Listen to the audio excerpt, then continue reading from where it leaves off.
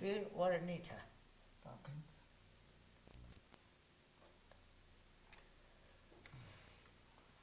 Loma. Jay.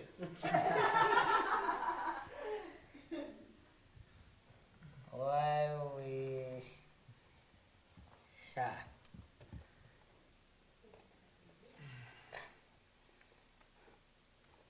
I'm hoping they might go all the way up to the top.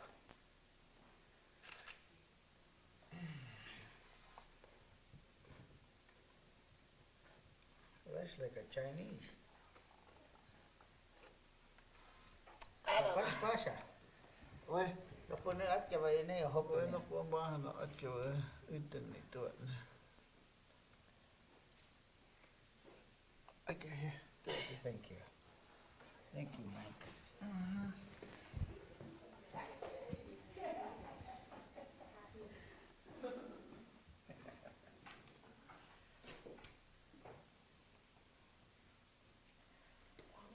Put that camera out of the way.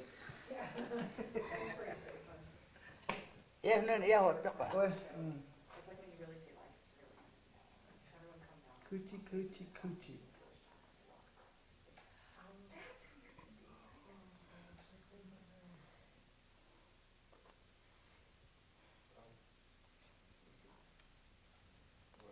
Stop right there. Yeah, can you stop, Phil? We need to change an adjustment. Hold on one second. Okay. Continue. Ain't there enough battery for me?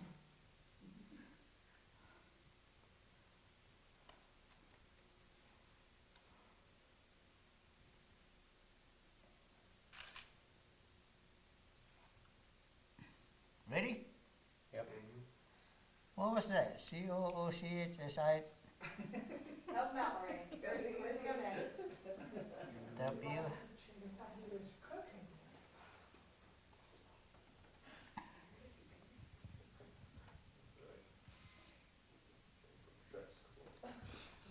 All right.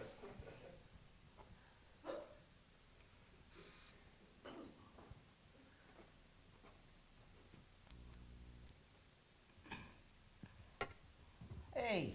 Oh, that's nice. There. Well, this is a mural that Delbert and I, had been working on since July of this summer, 02001. And basically this mural is about the journey of the human spirit.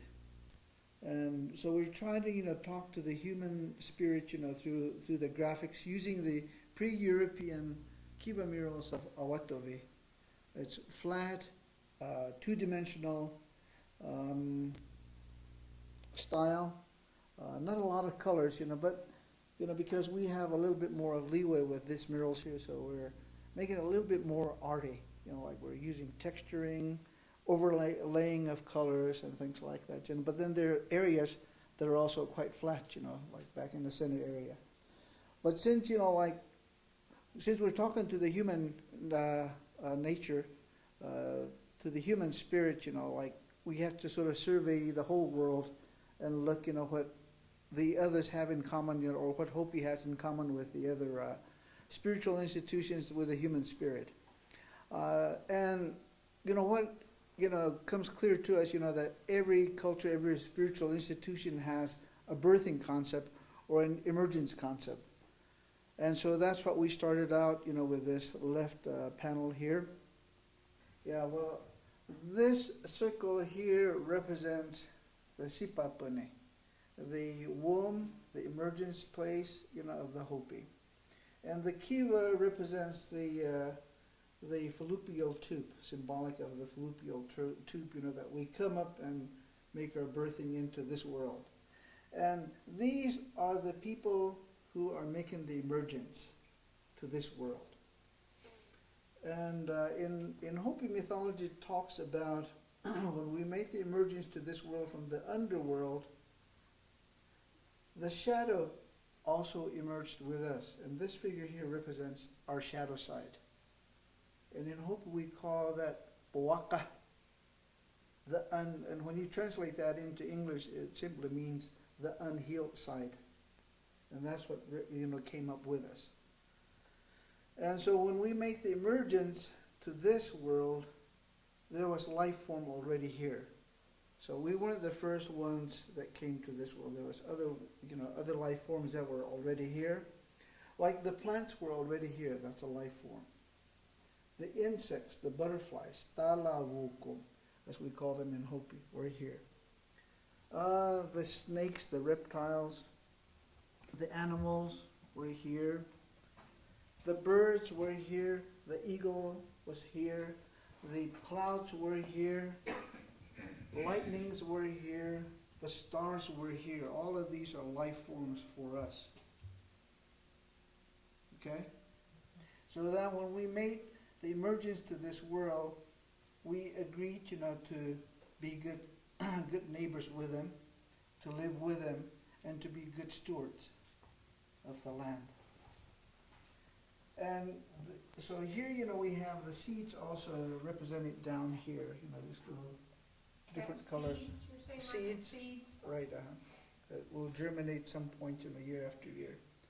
And these are the different kinds of clouds that we put up here. What they call the summer clouds, the winter clouds. And then this sort of represents is it Orion? This constellation or Orion? Orion. Because that's important, in some of the staging of ceremonies, so. Michael, the winter and the summer clouds, can you point to them again? Okay, these represent your winter clouds. So you have the snow falling down, and then these are your summer clouds here. So you have, the rain coming down, and then the lightning coming from that. And then the eagle is one of the important symbols, in Hopi, because it's the power of flight, and he represents also the the messenger who we use, for example, to transcend into a different world. It's like to carry our messages of prayers, to the four directions. So we placed him pretty prominently in this mural. And also, the snake is also the other example, who's very close to the earth, crawls through the earth. It's very close to the earth, so we also put him pretty prominently there. And then these are little archaeological maps or outlines of ruins. And this represents our little journey. Once we made the emergence, then we started our journey to explore, the land. And as we went along, we made little ruins or little pueblos, communities, and left them and moved on. So we started out here with a smaller one, a smaller version, the Kiva version. These are basically, from the archaeological studies of the Four Corners area. And so here we have, the Pueblo Bonito, Chaco Canyon. That's the big one there that we put through. It's sort of like our footprints as we journeyed, in our development and our land here. And then we jumped several centuries. Mike, I have a Yeah. question. Right. Here at the Eagle, you have these rounded images that are in four colors that repeat. Yeah. Is there some significance to those four colors? Yeah, these are again the summer clouds. Oh, okay. Yeah, so the eagle here is flying above the clouds, behind the clouds, but also in connection because he brings the messages to those different directions, and these colors represent the various directions. Ah, Like yellow for the north, blue for the west, red for the south, purple we just threw in there, as our own color, and then white for the east. And then, it's also among the lightnings, because that's where they live. Then anyway, then we jump several centuries. Pueblos. Okay, we're coming from Chaco Canyon, Pueblo Bonito. Now that's in ruins, and then the people that have dispersed. We've settled, on our different mesas and different pueblos, and then come, I think, the 1500s. When the European cultures made contact with us, the conquistadors, the Spanish, and in the process, they developed, or established missions among the various pueblos. And then, you know, the shadow side of the church, you know, began to make its play. Like to establish, you know, their dominance over our cultures. For example, you know, like here we have a representation of, in the background, you know, Saint Bernardo of in Awatobi, the Awatobi ruins of Awatobi, on the Hopi Reservation, and that ruin now is in ruins. that ruin is in ruin. But anyway, when the Spanish came, you know, there was forced conversion, forced labor. Then there's also stories about sexual abuse, physical abuse, beatings, you know, for those, you know, who were not getting converted. And what they did was they built the church of Saint Bernardo on top of the most sacred site, you know, and that was the kiva like this one here. And because of the abuse, you know, that the church was, you know, putting on, the disrespect of the church, you know, on the Pueblo cultures, you know, in 1680 there was an uprising. They call that the Pueblo Rebellion of 1680, when all the way from the easternmost pueblos, Taos, New Mexico, all the way to the Hopi, the westernmost of the pueblos, rose up in arms against the Spanish, and this they call the Pueblo Rebellion of 1680, and it happened sometime in August, I think, August 13th. And that was, you know, the end of the Spanish. Then they returned back about 12 years later or 10 years later and reestablished the mission of, you know, Saint Bernardo in Awatobi, the Pueblo of Awatobi, as well as, you know, the churches along the Rio Grande Pueblo. And then about like in the 1700s or 1701, all the other Hopi, you know, villages got together, and they went up to that Hopi village of Awatobi and put an end to that village, as well as tore down the church. And then in 1930, is it 32 or 30? 5, I think. Well, somewhere along there, about 32, I think. Peabody Museum out from Harvard went up, you know, and excavated, you know, that ruin of Awatobi. And that's where they were basically excavating, you know, the church of Saint Bernardo. When they got to the altar, I guess the archaeologists knew, you know, that what the Catholics usually do is that they built their churches on top of the most sacred site. And so, being inquisitive, I guess they dug under the altar of the mission, and underneath, and they discovered a kiva like this here, and then on the kivas were the murals. So that's represented here. You know, we have the church here, and then the priesthood here, you know, killing the friars, and then under here are the kiva murals that this church was built on top of. So that represents the kiva murals. But here, you know, we have this rebellion taking place with the priest, you know, having the same color face as the unhealed face over the gray face, you know, the unhealed one who emerged with us. And then in order to, you know, eliminate the priest and the church and all of that, the priesthood had to take the same color face. You know, you sort of take the personification, you know, of what you're going to act upon. So here you have the priest handing over, you know, the weapons to the warrior, who also partially has gray face, you know, to, you know, take care of the priest there. But there's a long history, you know, many different stories concerning the rebellion. So this is just our version. And then the center portion here. The center portion here sort of represents the revival of Hopi, and also the seeking, you know, still pursuing, you know, the middle place. And that was basically, you know, what the emergence was about, to find the center place, to find the harmony and all of that. And so here we have all of that represented here, because in the kivas at Awatobi, in the murals, these were some of the images that were found there, with the exception of the Buddha. That was our little addition to this center portion. The ahila here represents a germinator. The face is divided into two parts, into summer and winter, or night and day. And the rays of the sun up above representing warmth. And then in the center, the triangle represents the female organs. That represents, the meeting of the male and the female to germinate. And then these are representing, the female, because in Hopi, the female has, it's a matrilineal society, matriarchal, and the power also of the female, of birthing. So we have the young lady there who's pregnant with a baby, and then the corn being a very important symbol of germination, as well as being the milk of Mother Earth.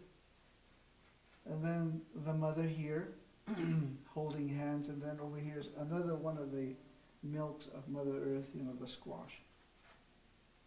And then on top, the nurturing part represents, the feeding, so cornmeal in pots, in pottery, that the ladies have on their heads. And then the bottom portion here represents,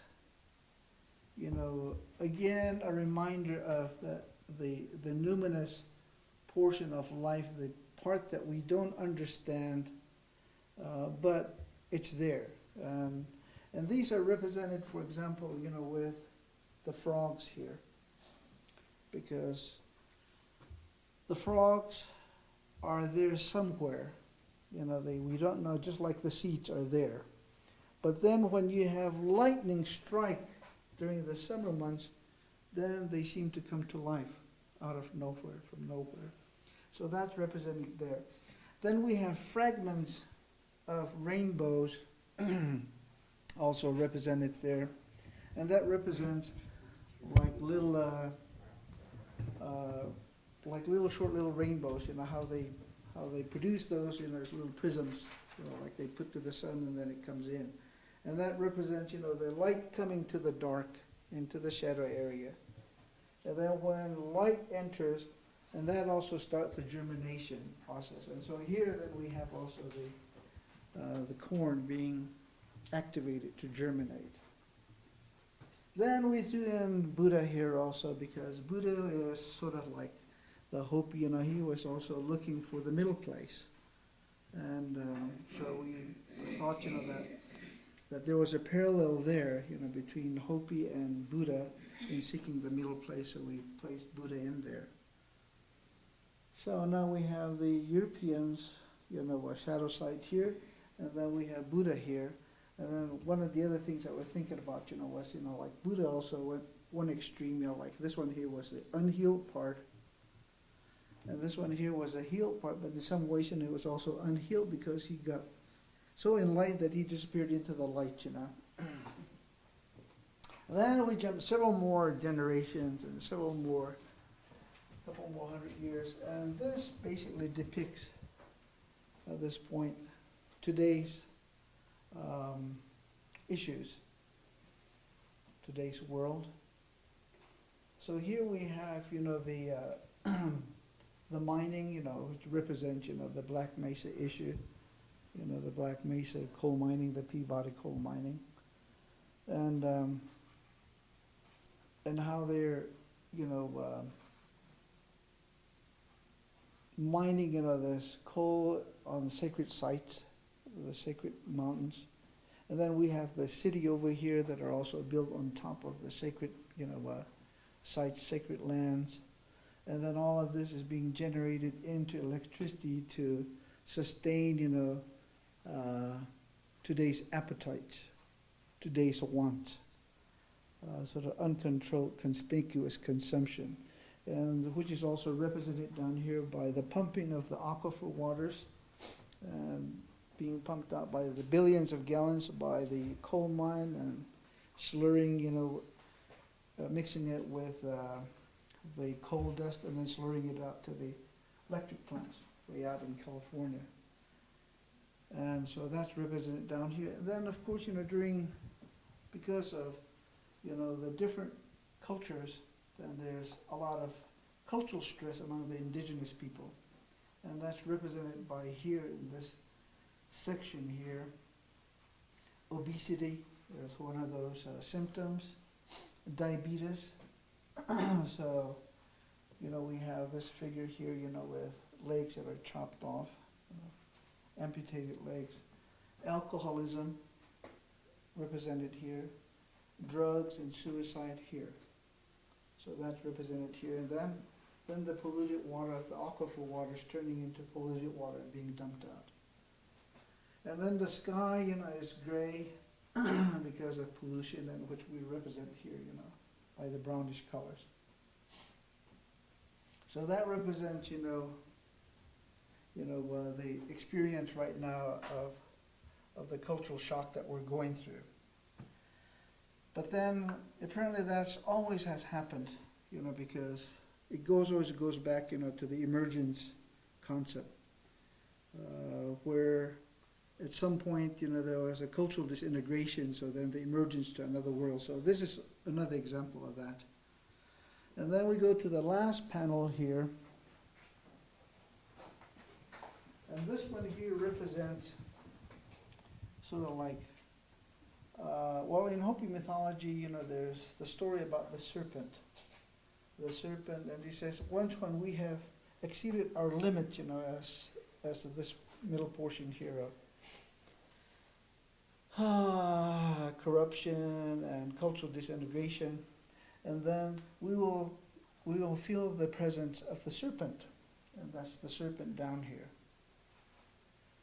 And in Hopi mythology, there's a story about the emergence of the serpent to the south, and how he directed us to come into this direction, so.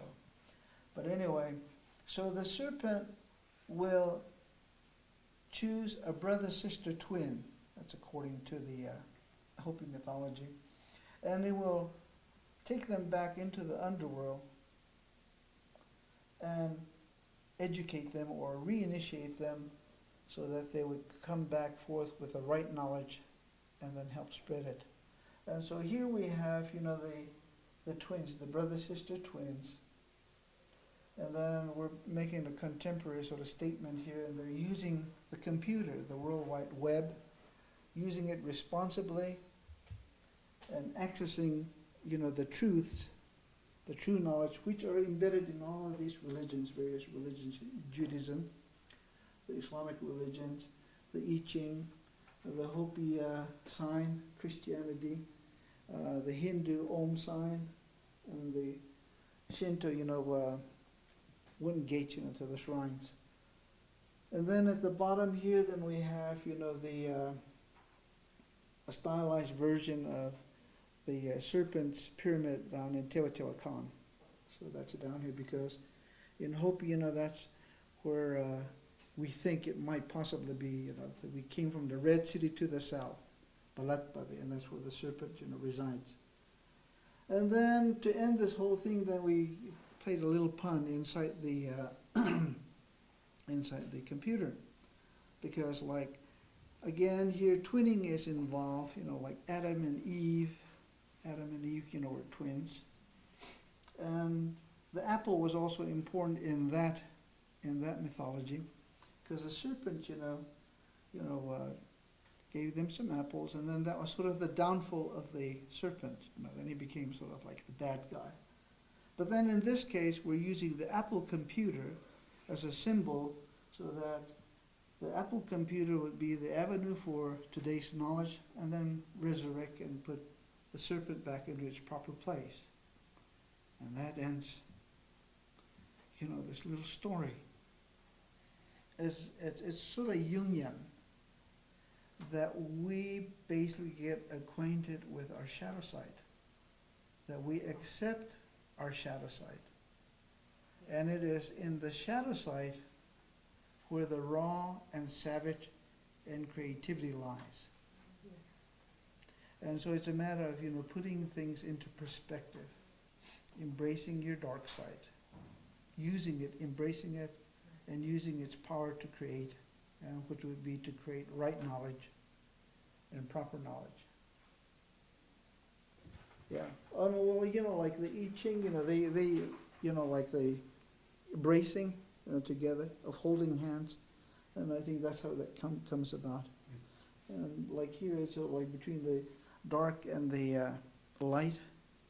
And here is just like embracing, you know, hooking into each other. Are those moons or what are they? I don't know. I mean, I never understood, you know, really what it was. You know, all I know is that the symbol means friendship, and you see it on the, like for example, on the disciplinarian kachinas. You know, the ones that are mean. You know, we think they're mean, but they all have those symbols on them to represent, you know, that they're there for a good purpose, not just there to discipline you, but they're, you know, because they're friends of yours.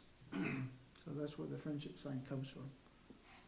Mike and I just finished working on this, and then before we started, it was kind of hard to start together because I think what really kind of took us a little while of painting and thinking how we're going to do it all together in one whole piece. This is a big mural.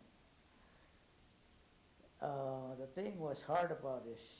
We haven't been painting together since 1972 or 1 up to now, and it changed a lot. Mike changed a lot, and I still have my little style, the way I used to paint, but mine is always a difference. A lot of them don't recognize my painting too, but the style of my work was more like this here, with flat colors, with outlines, like what we studied a long time ago with a group of artists, Hopi. And Mike has changed because he does a lot of texturing, like a lot of coloring, a lot of different playing, like we call it chukasi, which is like body painting, just splatters all over. That's what that was, that's what all the background was about.